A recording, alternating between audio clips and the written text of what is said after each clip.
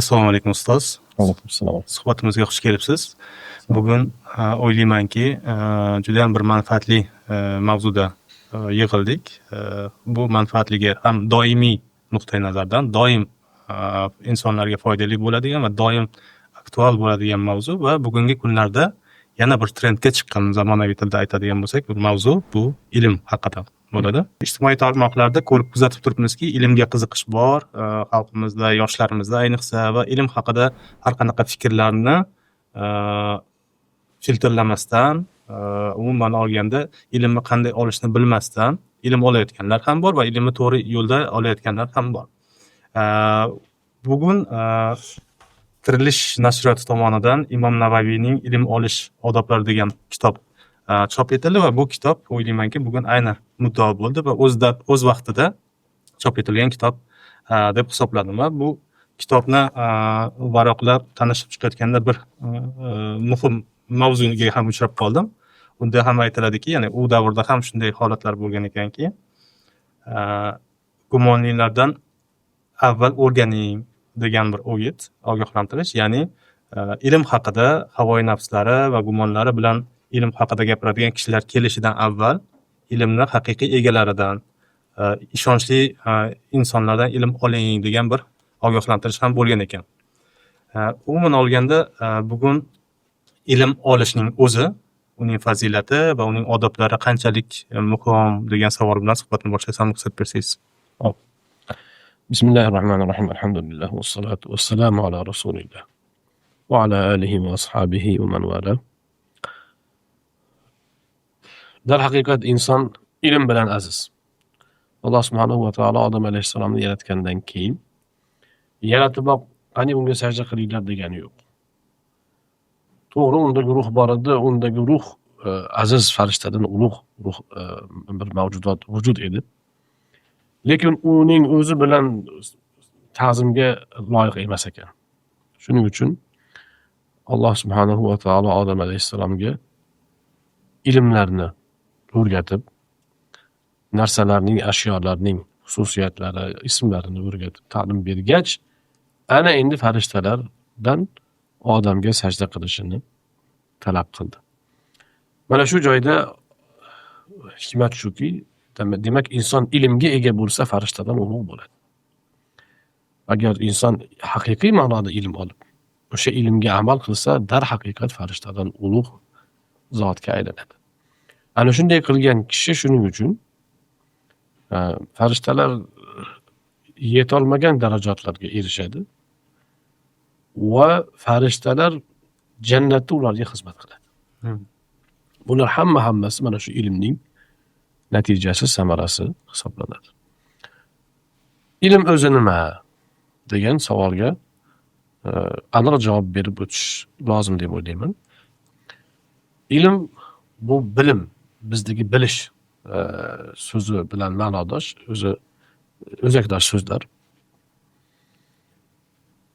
Bir narsani, biror hodisa yo biror voqea, biror narsani ayni holatidek bor haqiqati bilan anglash, bilish bu ilm bo'ladi.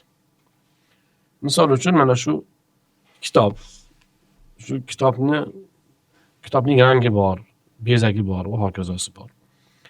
Mana shu kitobni agar biz shu ko'ringan haqiqatini vasf qiladigan darajada bilsak, u ilm bo'ladi. Rangi masalan zaytun rang misol uchun naqshlari bor. Sahifalari aytaylik, mana falon sahifa deb aytish uchun 111 sahifa, 112 sahifadan iborat desak, kitob haqida biz ilm aytgan bo'lamiz. Ammo kitobni, mana shu nashrdan chiqqan kitobni biz u qora rangdagi muqovada ekan, 200 varaqlik va hokazo degan gap ma'lumotlarni aytsak, bu ilm bo'lmaydi, u jaholat bo'ladi. Demak, ilm voqea, hodisalar, haqiqatlarni boricha anglash, boricha ma'nolarni boricha bilish ilm hisoblanadi. Ilm Alloh subhanahu va taoloning sifatlaridan biri. Alloh bandalariga, insonlarga bergan, Alloh o'zini sifatiga sherik qilgan xususiyatlardan biri ham bu ilm. Alloh o'zini alim dedi, bandani ham olim deb atadi.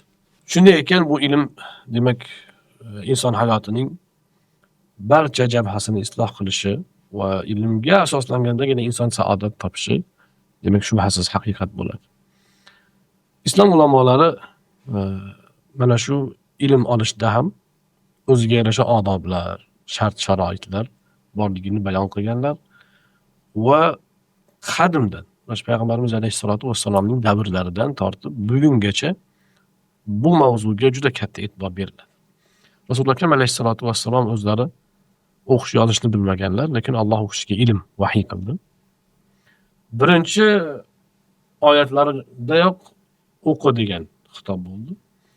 Mana shu o'qi degan so'z asli arab tilida yozuvni o'qishga nisbatan aytiladi. Qiroat keyingi ma'noda u. Ya'ni ijro ma'nosida emas. Asli qiroat fe'li asli qarab o'qi, yozuvni o'qi degan. Payg'ambarimiz alayhissalotu vassalomga o'qi degan xitob bo'lganda men o'qishni bilmayman deganlari rivoyatlarda mashhur, lekin Imom Bayhaqiyning rivoyatlarida adashmasam bir tafsilot bor. Jabroil alayhissalom yozuvni ko'rsatgan. Rasululloh akram alayhissalomga yozuv ko'rsatgan. Mumkin o'sha Iqro surasining 5 oyatini yozma shaklida ko'rsatganda o'qi degan. Men o'qishni bilmayman deganlar. Agar oddiy ijro ma'nosida o'qi degan gap bo'lganda nimani o'qi deyishlari mumkin edi. Misol uchun ijro ma'nosidagi o'qish nazarda tutilganda, xo'p nimani o'qiy desa birorta baytda aytsa shuni takrorlab berish mumkin edi. Uning uchun harf tanish shart emas edi. Ammo men o'qishni bilmayman, ma'na biqori, men o'qishni yozuvni biladigan odam emasman, o'qishni biladigan odam emasman deganlari yozuv ko'rsatilgandan bo'lgan deyiladi. Bundan nima tushuniladi desa, islom dastlab birinchi vahiydanoq ko'rib, bilib, o'rganib, haqiqatni anglab, mana shunday ilm hosil qilishga targ'ib qilganini tushunishimiz mumkin. O'shandan keyin masalan Payg'ambarimiz alayhissalotu vassalomga Jabroil alayhissalom kelib ilm odoblarini o'rgatganlar. Mana shu zaylda bevosita Qur'onning o'zi va Payg'ambarimiz alayhissalotu vassalomning sunnatlari, Jabroil alayhissalom ishtiroki mana shu ilohiy bir demak omillar bilan ilm odobi o'rgatildi. Undan keyin bu odob avloddan avlodga ko'chdi. Yana ham sayqallandi, ba'zi bir jihatlar yana ham yoritildi va asarlar yozildi. Odob borasida gap ko'pligidan Imom Buxoriy rahmatullohi alayh sahihlarni yozgandan keyin odobga oid hadislarni alohida jamlab Al-Adabul Mufrad kitobini yozganlar. Va albatta bu kitobda ilm odobi bor edi. Ilm odobiga tegishli ma'lumotlar bor edi. Sufyon Savriy aytadilarki, biz hadis yodlashga kirishishdan oldin 20 yil odob o'rganardik deydilar. Ya'ni bizda hadis yodlatib, ilmni o'rgatish, ilmni tahsil qilishimizga kirishishdan oldin bizga odobni o'rgatishardi.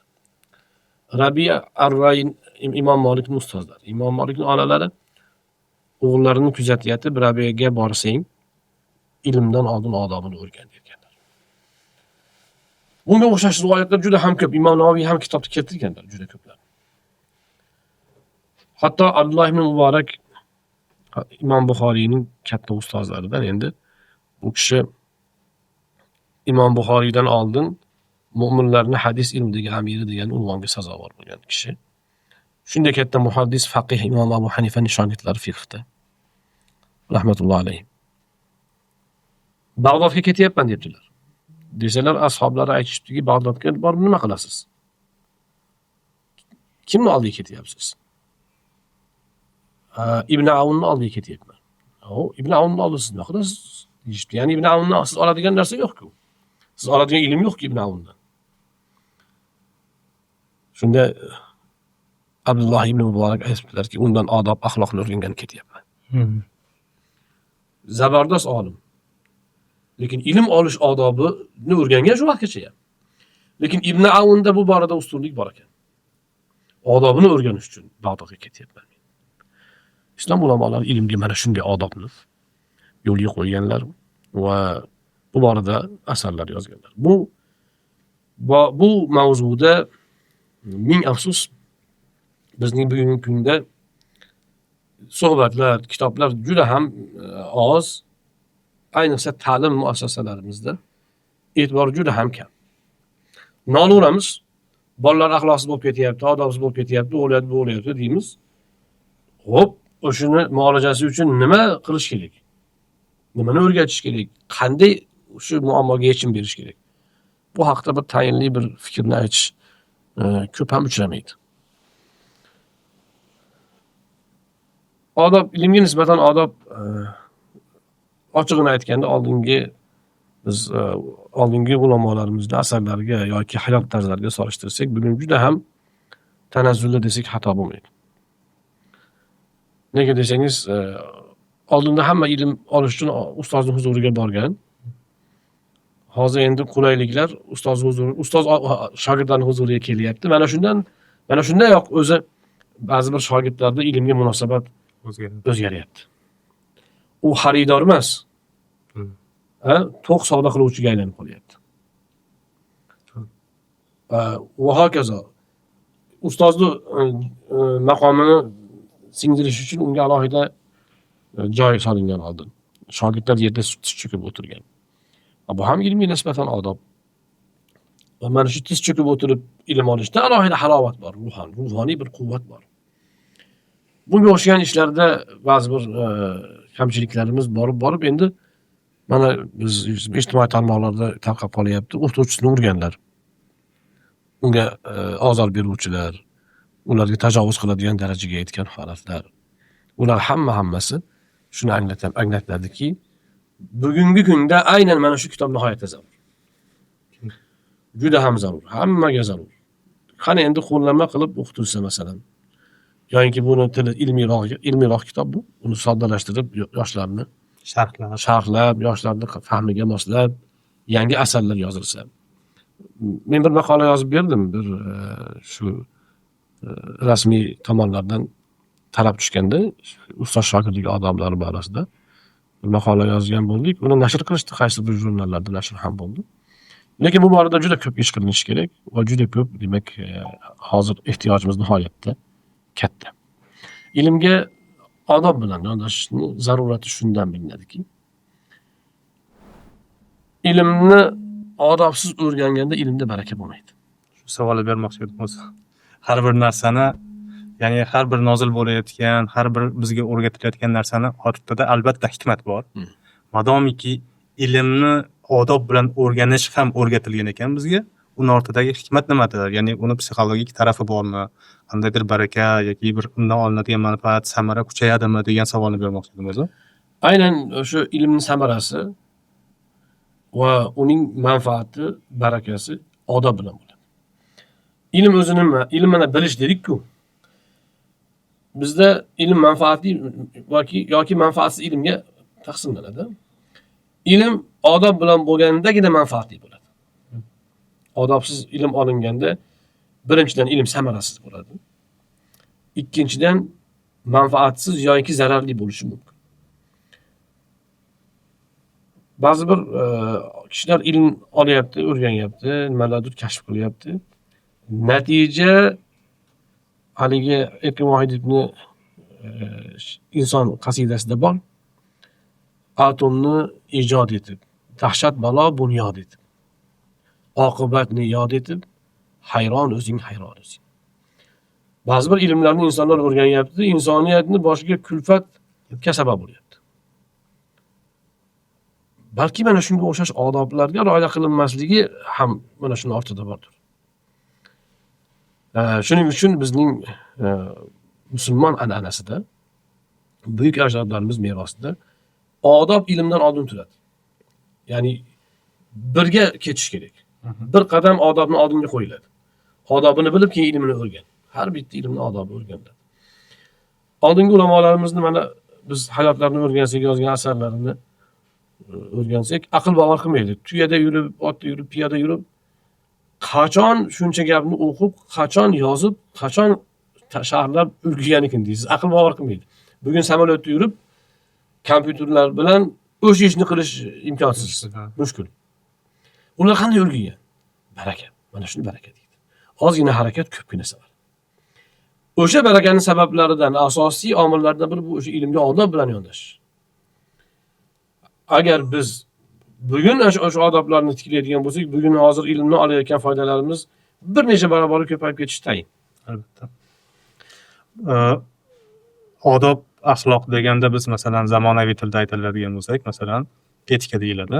Bugun rivojlangan davlatlarda ham, rivojlangan sohalarda ham, hattoki mana sun'iy intellekt hozir paydo bo'lgan bo'lsa, birinchi g'arb qiladigan ish sun'iy intellektdan foydalanish etikasini ishlab chiqyapti-da. Ya'ni ularda bor.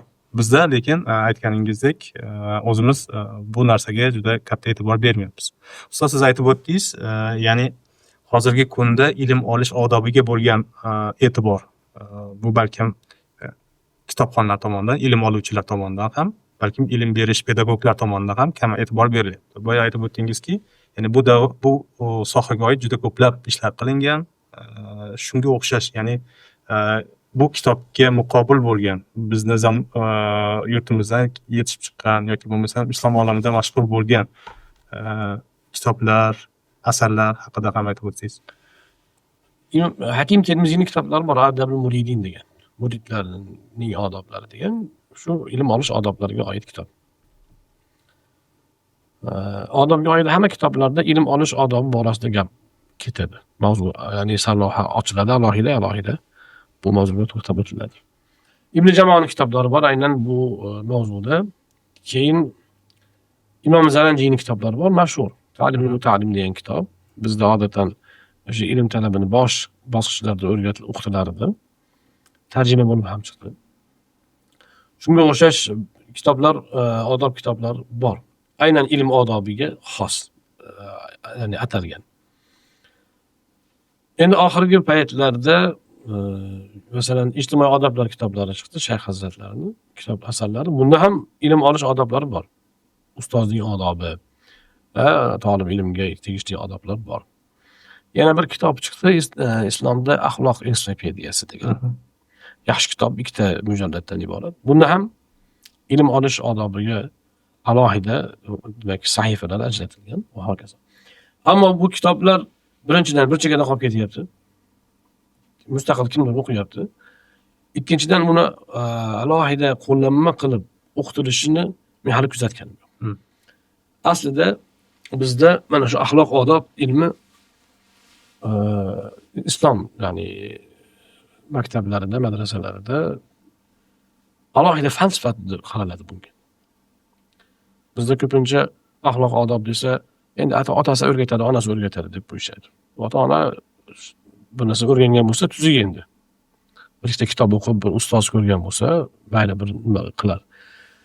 Ammo har bir ilmni, fanni mutaxassis o'rgatishi boshqa narsa. Albatta. Bizda axloqni alohida mutaxassislar o'rgatgan. Mana shu tasavvuf ilmining yo'nalishining asosiy xizmati shu. Ilmning odobini singdirib, o'sha ilm ahlida, olimda uni hayotga tatbiq bo'lgunicha bo'lgan jarayonni shu tasavvuf mashoyixlarining ta'limotlari ta'minlagan. Ya'ni amaliy tarzda. Madrasada o'qidi, nazariy. Bu yerda ham ancha-muncha amaliy o'rgandi. Endi hayotga to'liq tatbiq qilinishini tasavvuf mashoyixlari orqali amalga oshirilgan. Ya'ni bu mavzuga juda qattiq e'tibor berilgan. Axloq ilmini alohida fan sifatida ko'rilsa, buni mutaxassislari bo'lish kerak. Buning alohida manbalar, qo'llanmalari bo'lishi kerak va u yodlatiladi. Mana masalan arab tilida bor, men o'zbek tilida bilmayman. Arab tilida odobnoma degan mazmunda endi manzumalar bor. Manzumalar, she'riy asarlar. Ota-onaga nisbatan odob, ustozga nisbatan odob, ilm odobi va hokazo ularni 1 2 3 4 5 deb baytlarda bayon qilinadi. Uni talabalarga yodlatiladi. O'sha baytlar uni zehnida doim turadi. Ya'ni odob, axloqni shu darajada mukammal singdiriladi. Mana shu narsalarni bugun ham demak joriy qilsa bo'ladi.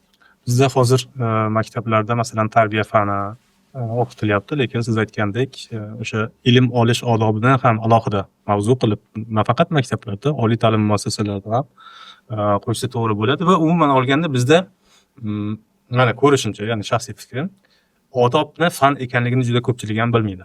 Ya'ni odobni o'zi fan, uni qoidalari bor va hokazo, uni mutaxassislari bor. Fan sifatida emas, buni xuddi qanaqadir madaniyat sifatida ko'radiganlar ham yo'q emas. Ustoz, yana bir savol, mana bevosita biz kitob haqida savol beradigan bo'lsak, bu kitob Imom Navaviyning ilm olish odoblari kitobi. Boshqa kitoblardan nimasi bilan farq qiladi? Umuman birinchi shaxsning o'zi haqida, olimning o'zi haqida bir uning islom olamida yoki umuman ilmiy meros haqida biroz tushuncha berib o'tsangiz va undan keyin bevosita kitob haqida ham ma'lumot bersangiz. Imom Navoiy Shom ulamolaridan, Navo shahridan bo'lganlar. Hozir ham qabrlari o'sha joyda. U kishi 18 yoshlargacha, o'zi 10 yoshlaridan keyin Qur'on yodlab, keyin ozgina ilm tahsil qilib, 18 yoshlarida Damashqqa borganlar. Va shu bo'yi Damashqda ilm tahsil qilib, shu yerda madrasada mudarrislik qilib, umrlarini ilm tahsiliga baxshida qilganlar, uylanmaganlar. Imom Navoiy uylanmagan ulamolardan hisoblanadi. Taqvoda, zuhudda nihoyatda beqiyos inson bo'lganlar. O'z davrlarida ham kamyob, nodir insonlardan bo'lganlar. Hatto ulamolar aytadilarki, bu kishi mahfuzlardan deb qo'yishadi. Ya'ni ma'sum degan tushuncha bor. Ya'ni ismat. Payg'ambarlarga nisbatan aytiladi. Ya'ni Alloh gunohdan saqlagan ularni. Ular gunoh qilmaydi. Gunoh qilmagan, payg'ambarlikdan oldin ham qilmagan, keyin ham qilmagan. Endi payg'ambarlar darajasida emas u, unday alohida inoyat bilan emas u, lekin qaysidir darajada bir Allohning fazli va bandaning ijtihodi natijasida gunoh qilmagan insonlar bo'lgan. Sanoqli bunaqa olimlar. Shulardan biri Imom Navoiy deyiladi. Ya'ni bir umr gunoh qilmagan. faqat yaxshilik. Faqat yaxshi amal qilgan, savob ibodat bilan o'tgan. Imom Buxoriyni ham ma'sum, mahfuz deyishadi. U kishining o'zlaridan bir naql bor. Men qiyomatda Allohning huzurida g'iybatdan so'ralmasam kerak deganlar. Nega deganda, men g'iybat haqidagi hadisni eshitgandan keyin g'iybat qilmaganman deganlar. Uni eshitganimda hali balog'atga yetmagan edim. Tushunchali. Endi bu mana shu Imom Navoiy ham mana shunday buyuk ulamolardan bo'lganlar, mahfuz bo'lganlar. Uzoq yashamaganlar o'zlari, 45 yosh atrofida vafot etganlar.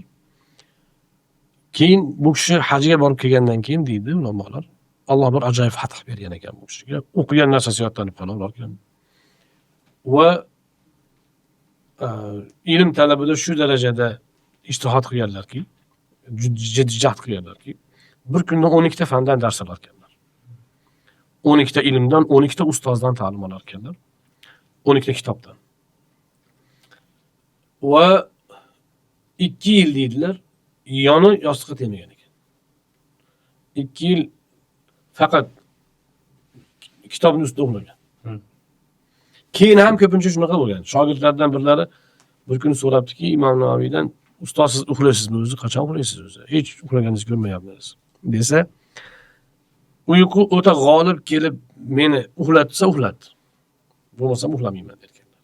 O'shanda ham shu ko'pincha kitobning ustida uxlar ekanlar. Boshini kitobga qo'yib uxlab, bir mizg'igandek bo'lib turib, tahoratni yangilab kelib yana Barakat.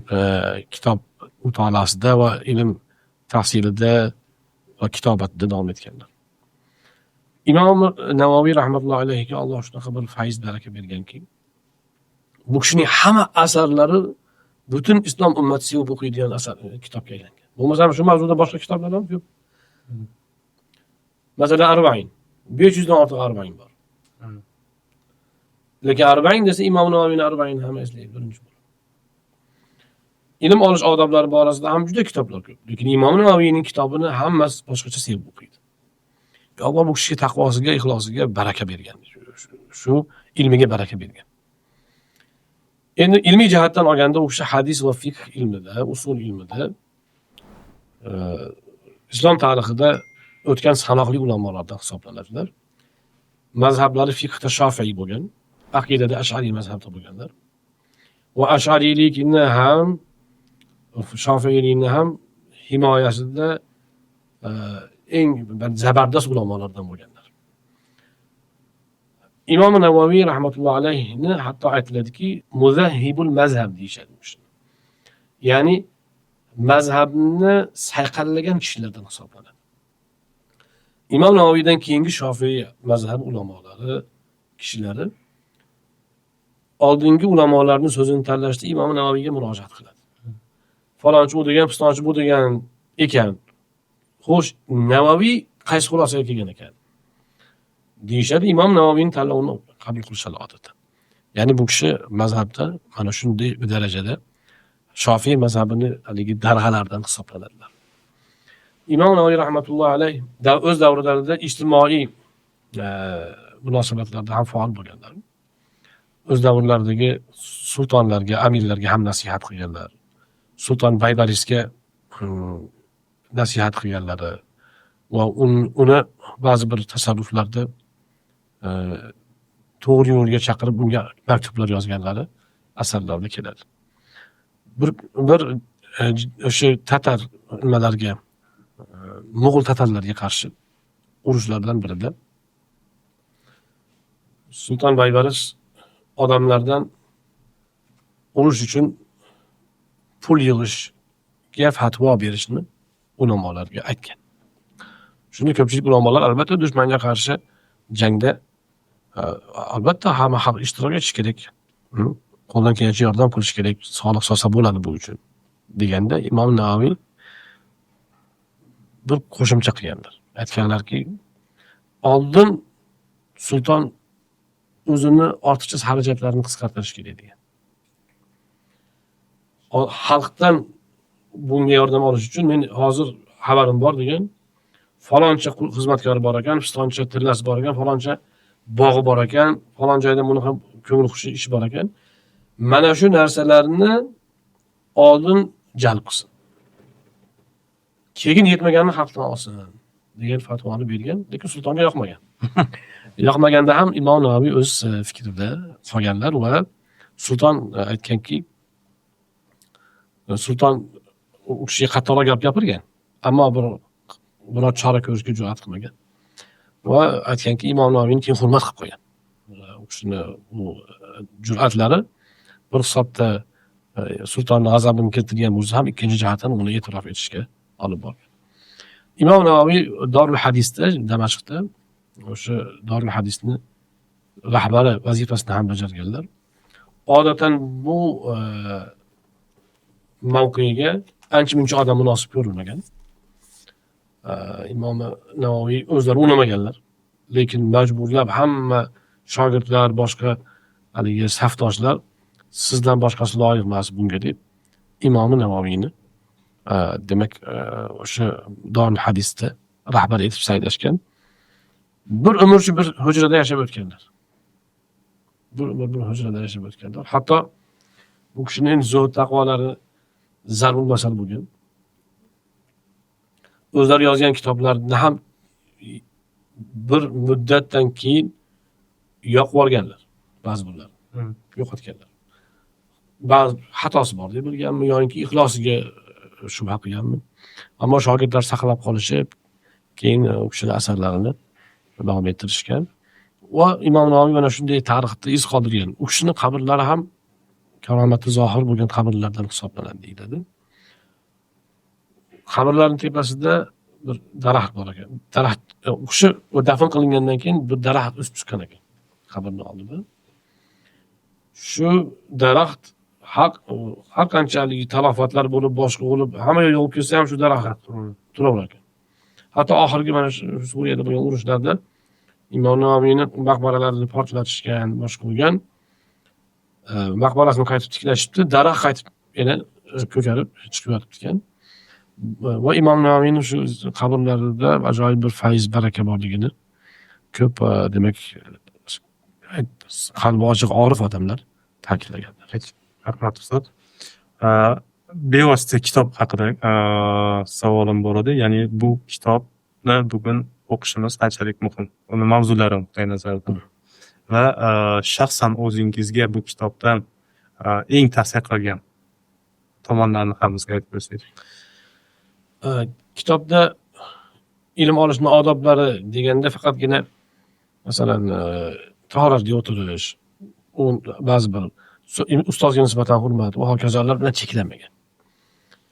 Undan kattaroq fiqhiy mavzular ham bayon qilingan. O'sha joyi nihoyatda muhim. Misol uchun, hozirgi kungi eng muhim jihatlardan biri desak bo'ladi. Qaysi ilmlarni o'rganish kerak, qaysi ilmlarni o'rganish farz, qaysi birini o'rganish farzi kifoya, qaysi biri farzi ayn, qanday ilmlarni o'rganish makruh, qanday ilmlarni o'rganish harom bo'ladi, shuni bayon qilganlar. Menimcha bugun eng muhim mavzu shu bo'lsa kerak. Har doim ham. Har doim ham. Hozir endi oldinlari nisbatan ma'lumot bunchalik keng tarqab ketmagan. Hozir endi hamma ilm keng tarqab ketyapti. Odamlar gangimab qolyapti. Nimani olish, nimani o'qishda ikkilanib.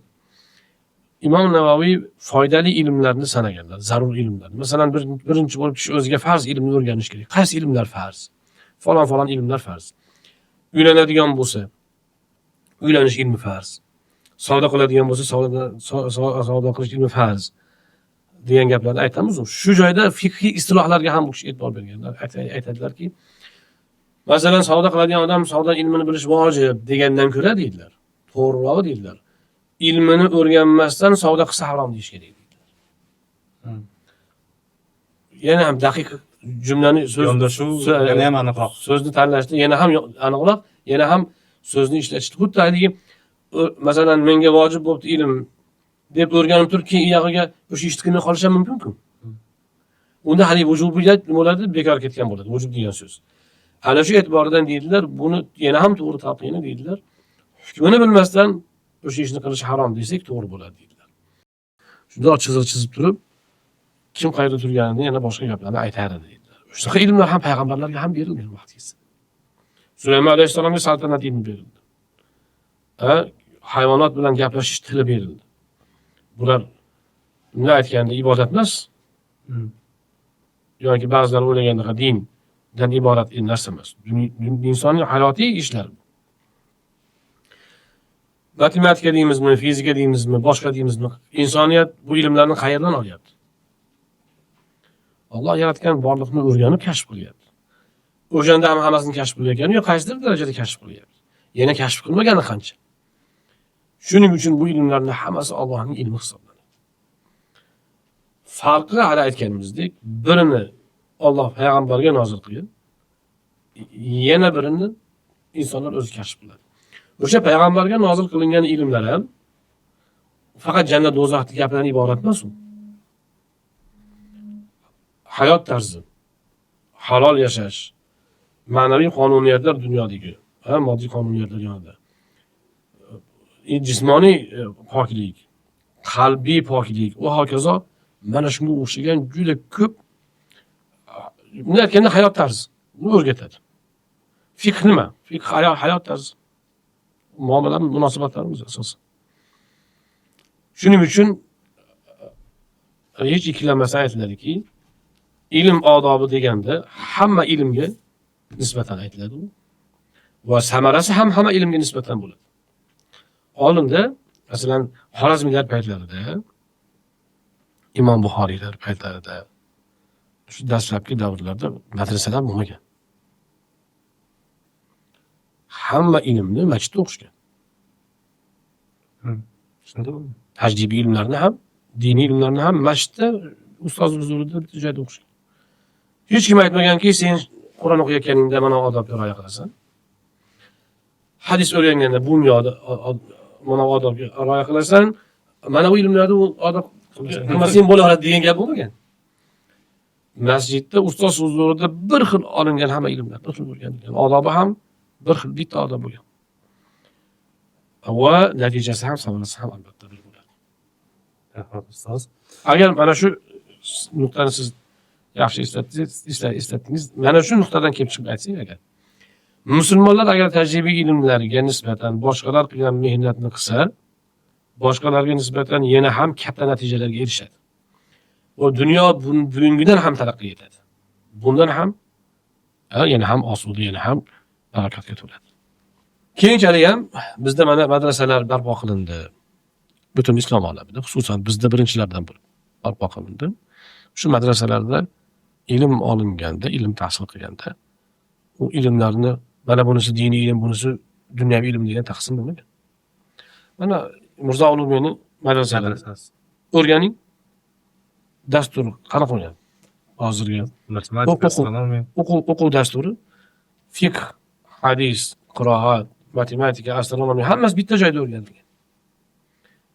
Hech qachon aytmagan birortasi yoki Mirzo Ulug'bekni o'zi aytmaganki, Mirzo Ulug'bek o'zi faqih bo'lgan. Mirzo Ulug'bek 7 qiroat olimi bo'lgan. Ham Hanafiy faqih bo'lgan. Ham falakiyatshunos olim bo'lgan. Hech qachon Mirzo Ulug'bek aytmaganki, mana bu qiroat ilmini o'rganayotganda odob kerak. Endi falakiyat ilmiga o'tdik, endi bemalol tahorat sindiroringlar, yoki beodoblik qilaveringlar demagan. Har birida bir xil odob qo'llangan va samara ham ana shunga yarasha bo'lgan. Shuning uchun biz umuman dunyo qarashimiz, hayot tarzimizni biz qayta bir ko'rib chiqishimiz kerak ko'p jihatdan. Oldingi merosimizni o'rganishimiz kerak. Juda ko'p katta demak boyligimiz bor. Butun dunyo havas qiladi. Ming afsus, daryoni qirg'og'ida, dengizni qirg'og'ida xush keladi deydi-yu. Labi quruq holatda bo'lib qolishimiz ham hech gap emas, Alloh o'zi asrasin. To'g'ri. Ustoz, yana bir oxirgi savolim. Ya'ni insonni umri cheklangan, uni resurslari cheklangan va muhimi vaqti cheklangan. Mana shu vaqtdan samarali foydalanib, o'zi uchun kerakli ilmlarni olish bo'yicha bir savolim bo'ladi. Qanday ilmlarni olish kerakligini siz aytib o'tdingiz, manfaatli ilmlarni. Buni qay tarzda olish kerak degan savolim bor. Ya'ni tartibli. O'zi mana shu ilm olish odoblariga oid mavzularda ulamolar doim bayon qilganlar. Ilmni tartib bilan o'rganish kerak borasida. Sunnatda ham bunga misollar ko'p. Ilmni tartib bilan olinmasa, ilmni noto'g'ri ishlatish ko'p demak uchraydi. Noto'g'ri fahmlash ham demak paydo bo'ladi. Birinchi bo'lib foydavor ilmlar o'rganilishi kerak. Har bir ilmning foydavori mana bundoq desak ham bo'ladi. Aslida har bir ilmni ustozdan foydavor birlamchi ma'lumotlarni o'rganish kerak. Ma'lum darajada malaka hosil qilib, yo'lini topgandan keyin o'sha mavzudagi qolgan kitoblarni mustaqil o'qish mumkin. Keyin ilmlarni tartibi bor. Masalan bizda oldingi Imom Moturudiyning ta'limotlarida o'qishdan keyin mana Bazaviylarning kitoblarida ko'rishimiz mumkin. Aqida ilmini o'rganishdan oldin ayrim mantiq ilmi qoidalari aytib o'tiladi, o'rgatiladi. Mantiq ilmi o'rganiladi. Hatto aqida kitobining boshida mantiq ilmiga oid ba'zi bir qoidalarni eslaganini bayon qilinganini ko'ramiz. Nima uchun? Chunki agar mana shu qoidalarni bilib olib, o'zlashtirib olmasa, keyingi ma'lumotlarni kishi chalkashtirib qo'yadi. Mantiq ilmini o'rganmagan odam soyintar edan uzdi yuldi gap gapiradigan bo'lib qoladi. O'zini o'zi inkor qilaveradi. Bir gap ikkinchisiga to'g'ri kelmaydi. Ko'p kitob o'qigan bo'lishi mumkin. Aytaylik, ko'pginalik donalarni cho'ntagiga solgan, tartiblamagan. Tartiblamagandan keyin u foyda bermaydi. Aksincha zarar berishi mumkin. Dorini ichganingizda tartib bilan ichishingiz kerak. Dori bo'lsa yeyla foyda bo'lmaydi. Uni tartib bilan ichilganda, vaqtida ichilganda, birin-ketinligini joyiga qo'yganda, keyin u sizga manfaatli bo'ladi. Hozirgi kunda bitta katta kulfat shuki, ko'p ilmlarida ustozsiz ilm o'qishyapti. Balki sharoit, balki dangasalik mustaqil o'qishga majbur bo'lyapti. O'zi aslida hamma ilmning dastlab boshlang'ich pog'onalari ustoz bilan bo'lishi kerak. Nafaqat boshlang'ich, keyin ham ustozning nazorati bo'lishi kerak. Adashgan toifalarning hammasi ustozdan guruhdan ajragandan keyin. Ustoz bilan san'at uzilganda deyiladi. San'at uzilganda. San'at ustozning san'ati turganda. jamoaning ichida turganda adashish bo'lmaydi. Endi ba'zi bir odamlar bir yoqlama kitob o'qiydi. Masalan, aytaylik, g'arb adabiyotini yoki faqat rus adabiyotini o'qiydi. Xulosda, dunyoda bor adabiyot shu deb o'ylaydi.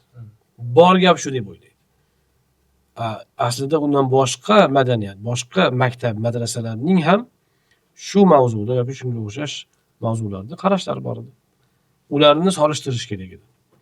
Yana bitta kitob o'qishdagi muammolardan biri tarjimaga asl manbaga suyangandan suyanish. U tarjima bu. Tarjimon qanchalar omonatdor. U o'zi bevosita manbadan olganmi yo u ham tarjimadan kimdandir eshitib qo'yganmi, olganmi? Bularga birov to'xtalmayapti. Ilmiy ishlarda talab qilinadi manbani ko'rsatish. O'z asli doim manbasi aniq bo'lishi kerak. Ayniqsa, demak, ilmda hali malakasi yo'q odam ishonchli manbadan foydalanishi kerak. Dastlab mo'tabar olimlarning kitobi o'qilishi kerak. Taniqli olimlar, hamma e'tirof etgan olimlarning kitobi.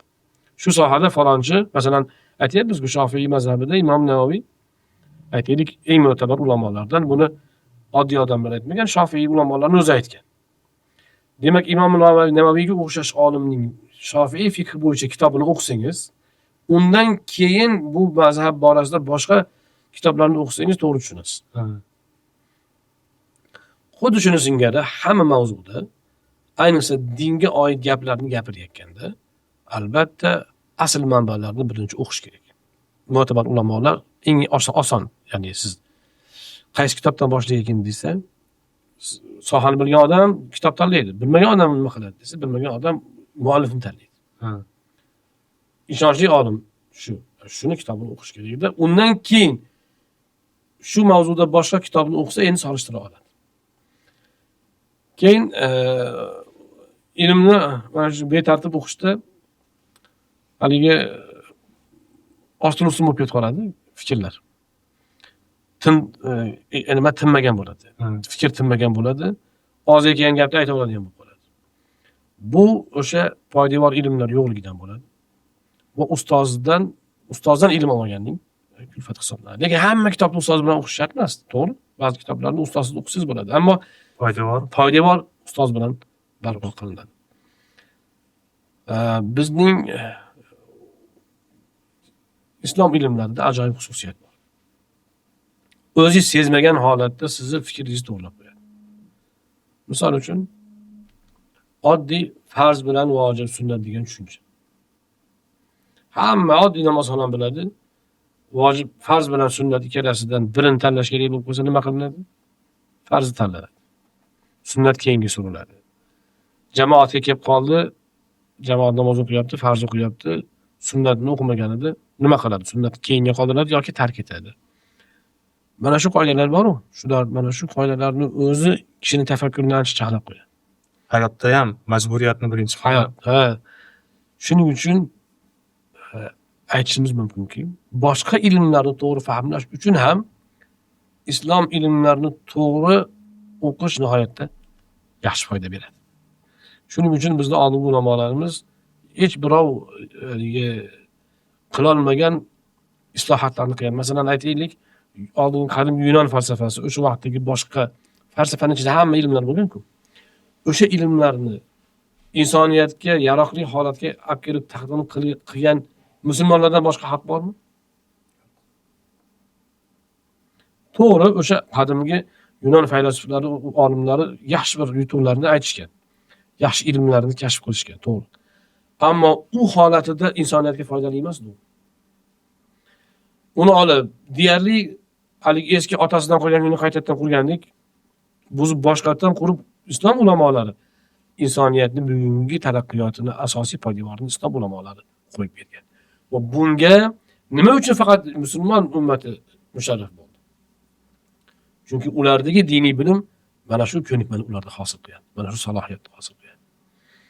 Va hokazo, shuning uchun bizda mana shu ya'ni ulug' ulamolarimizni ta'lim maktablaridan bexabar holatda o'zdi-yo'ldi kitob o'qib yurish natijasida kishini masalan fikri haligidek chalkashgan bo'lishi, va hokazo. Demak, gapiga to'g'ri kelmaydigan bo'lib qolishi. Bu ham bir xatar. Kitob o'qiyotganda o'zi ma'lum hozir kitoblar yozilgan. Kitob o'qish, qanday kitob o'qiymiz, kitobni qanday o'qiymiz degan alohida kitoblar bor. Kitob o'qishni tartib, intizomi va hokazolar haqida ma'lumotlar beriladi. Bulardan ham foydalansa yaxshi bo'ladi. Ustoz, juda ham maroqli suhbat bo'ldi. Umuman olganda kitobni o'qish bir taraf, suhbatdan olgan ma'lumotlarim ham yana bir juda ham qiymatli ma'lumotlarni oldim. Suhbatni yakunida bir iltimos qilmoqchi edim. Bugungi kunda yoshlarimizga har qanday ilmni olishda nimalarga e'tibor berish kerak? Hozirgi holatda, aktual holatda nimalardan ehtiyot berish kerak? Bu nasihatlaringizni bildirib o'tsangiz. Avvalo, ilm toliblari ilmga faqat tijorat deb qaramasliklari kerak. U diniy ilm bo'ladimi, boshqa ilm bo'ladimi? Ilm bo'lgani uchun yaxshi ko'rilishi kerak. Ilm jamiyatga kerak bo'lgani uchun o'rganilishi kerak. Hozir afsus bilan aytsak bo'ladi. Hamma joyda faqat birinchi o'rinda pul bo'lib qoldi. Aslida pul o'zi keladigan narsa. Hatto siz oddiy hunar qilasizmi, oshxona qilasizmi? Shu hunarni sevib qiling, sizda yaxshi fikrlar chiqadi, kashfiyotlar bo'ladi, zo'r narsa taqdim qilasiz. Pul o'zi kelaveradi. Ammo birinchi g'amingiz pul topish bo'lsa-chi, ishda sifat ketadimi? Albatta. Ilm erta qachon shunaqa. Ilm olishda men o'qisam, falon kursni bitirsam, keyin monchada pul topsam bo'lar ekan. Yana hozir undan ham o'tib tushadiganlar bor. Oyga falon $1000 topish istaysizmi? Bizni kursda bir kelib ketsangiz, ashnaqa bo'lib qolasiz. Boshdan oxirigacha dardi pul. Mana shu narsani isloh qilish kerak. Ilm bo'lgani uchun unga rag'bat qilinishi kerak. U o'sha kishiga ma'rifat bergani uchun inson unga intilishi kerak. Uni o'qish kerak, o'rganish kerak, o'rgatish kerak. Pul bu haligi hayot tarzida zarurat yuzasidan o'zi yonida ketaveradigan narsa hisoblanadi. Ikkinchisi, ilm toliblariga ikkinchi tavsiya, ilmni ajratmaslik kerak. Ba'zilar taqsimlaydi, falon ilm pistonchiga kerak, diniy, dunyoviy va hokazo. Yo'q, kerakli ilm o'rganish kerak. Bizning ulamolarimiz taqsimida ilm foydali, foydasiz bo'ladi, tamom vassalom. Undan boshqa taqsim yo'q. Foydali ilm bor, foydasiz ilm bor. Foydali ilmni hamma o'rganish kerak, hamma har doim o'rganish kerak. Foydasiz ilmdan hamma har doim qochish kerak. Uchinchisi, biz dunyoga bir narsani takrorlash bilan insoniyatga bir narsa taqdim qila olmaymiz. Ayniqsa bizdan o'tib ketgan odamlarga ma'lum sohalarda bizdan o'tib ketgan bo'lsa, biz bu bozorda raqobatga osonlikcha erisha olmaymiz. Lekin biz raqobatni oson raqobat qilishimiz mumkin bo'lgan narsa shu ilmlarga ruhiyat baxsh etish biz qo'limizdan keladi. Shu ilmlarni manfaatli tomongagina yo'naltirish bizning qo'limizdan keladi. Va shu ilmlarni ixlos ibodatga aylantirish bizning qo'limizdan keladi. Yaxshilik tarafga bo'lish. Va bunga insoniyat muhtoj. Albatta. Mana shu jihatdan musulmon kishi o'ziga xos maktabiga, madrasasiga ega bo'lish kerak. Ko'p odam, masalan, bizni birinchi renessans deymiz, masalan, Imom Buxoriylar davridan boshlangan bo'lsa, Imom Moturudiylar, undan keyin Beruniylar, Ibn Sinolar davrlarida birinchi uyg'onish davri deb gapirilyapti. O'sha davrda ham xuddi hozirgini singari boshqalarda ham ilm fan bo'lgan. Oldingi ilmlar bo'lgan, cho'kkan bo'lgani bilan asarlari bo'lgan va hokazo. Musulmon ulamolari o'sha qadimgi Rim falsafasi ilmlarini bo'ladimi? Yunon falsafasi yoki bu masalan aytaylik Kisro Fors madaniyati bo'ladimi? Ularni o'sha bo'yicha ushlab olib, o'sha bo'yicha keta olmagan. Sayqallagan o'zidagi ilohiy ta'limot asosida uni qayta jonlantirgan. Unga qayta hayot baxsh etgan. Uni hayotga o'zgacha bir manfaatli suratda taqdim qilgan. Tajribiy, masalan siz bitta ilmni o'rgandingiz, tajriba oldingiz. Islom meni man qilmaydi. Sen falonchi o'rgangan ilmni o'zlashtiradigan man qilish yo'q. Bir g'ayridin odam, boshqa din vakili kimdir hayot dunyoda nimanidir o'rganib, nimadir bir temir bilan nimadir yopishtirishni bilimini bilib oldi.